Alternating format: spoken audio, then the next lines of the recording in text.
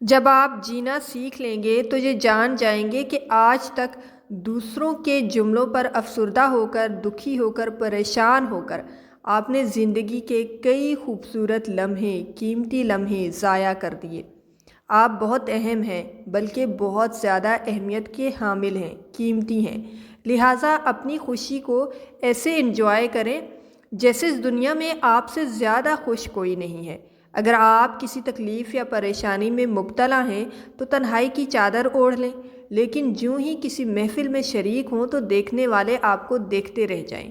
یعنی غم خود تک رکھیں اور دوسروں تک وہ پہنچائیں جس کے بعد آپ کو طرز کی نگاہوں سے نہ دیکھا جائے۔ اوکے؟ انسان اپنی پوری زندگی میں کوشش کے باوجود بھی اجالا نہ لا سکے تو کوئی بات نہیں، اوکے، لیکن اندھیروں سے صلح نہیں کرنی۔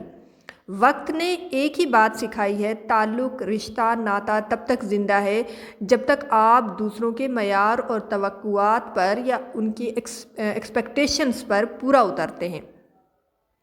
اور ہاں، اپنے وہ ہوتے ہیں جن کو ہمارے درد کا احساس ہوتا ہے، ورنہ خیریت تو راستے میں آنے جانے والے لوگ بھی پوچھ لیتے ہیں۔ ہر دفعہ آپ کو اپنا غم بانٹنے کے لیے کاندھا میسر نہیں ہوتا، لیکن سجدہ کرنے کے لیے زمین ہر وقت میسر ہے، اور آپ اپنا دکھ اپنے رب کریم سے ہر وقت بانٹ سکتے ہیں، شیئر کر سکتے ہیں، اسے بتا سکتے ہیں۔ یہ سہارا سب سہاروں سے بڑا سہارا ہے، کیونکہ جب آپ اس کے ساتھ شیئر کریں گے اپنے دکھ کو، اپنی پریشانیوں کو، اپنی پرابلمز کو، تو وہ آپ کو سلوشن بھی نکال کر دے گا۔ اگر آپ یوں ہی ساری دنیا میں ڈول بجاتے رہیں گے اپنے دکھوں کا، غموں کا، تکلیفوں کا، تو آپ کو سلوشن کوئی نہیں ملنا، مزید آپ ان تکلیفوں اور پریشانیوں میں دھنستے چلے جائیں گے۔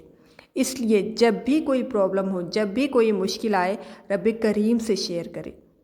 اے اللہ، ہم سب کی مشکلیں آسان فرما۔ سکون کی ڈھیروں دعائیں ہر اس شخص کے لیے جو کسی بھی وجہ سے بے چین ہے۔ رب کریم ہر سننے والے کو سکون قلب عطا کرے۔